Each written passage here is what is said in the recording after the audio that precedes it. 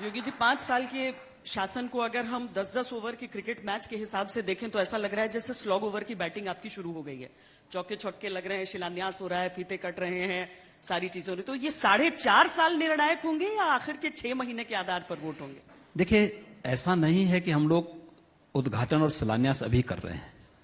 ये तो हमारी लगातार चल रहे हैं, पहले दिन से चल रहे हैं।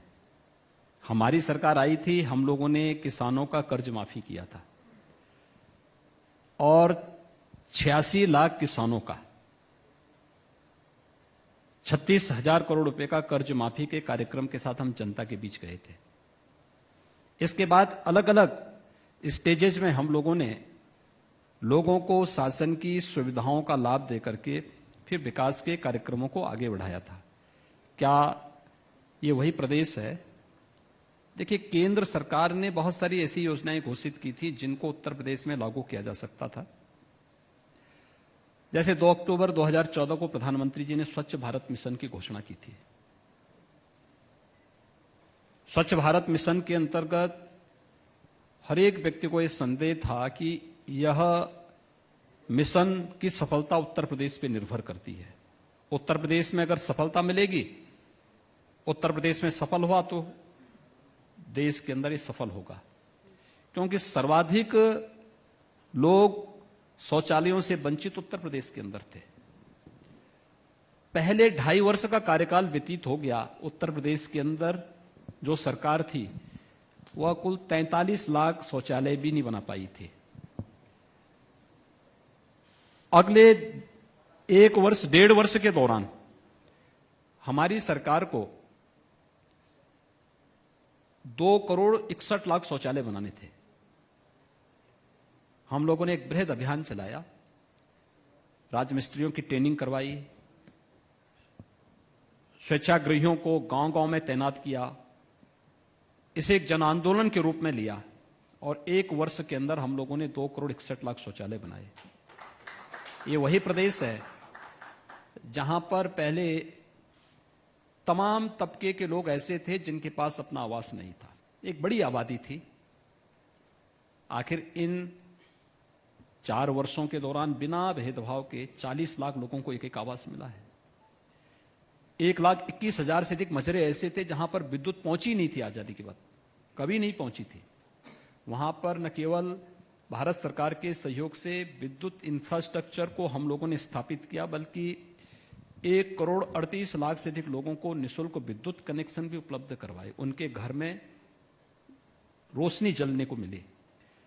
उत्तर प्रदेश के अंदर इससे बड़ी परीक्षा दूसरी नहीं हो सकती है। इस सदी की सबसे बड़ी महामारी का सामना दुनिया कर रही है, भारत भी कर रहा है और उत्तर प्रदेश भी कर रहा है।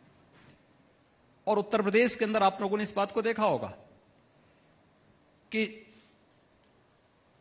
जनवरी 2017 के पहले या मार्च 2017 के पहले उत्तर प्रदेश के अंदर भूख से मौत की खबरें आती थी। कुशीनगर हो, महाराजगंज हो या फिर अन्य जनपदों में मुसहर जाति के लोग, कहीं पर अन्य कोई ट्राइब्स या कोई ऐसी घुमंतु जातियां भूख से मरती थी। मैं दावे के साथ कह सकता हूं, मार्च 2017 के बाद एक भी व्यक्ति भूख से उत्तर प्रदेश के अंदर नहीं मरा है। और यही उत्तर प्रदेश है।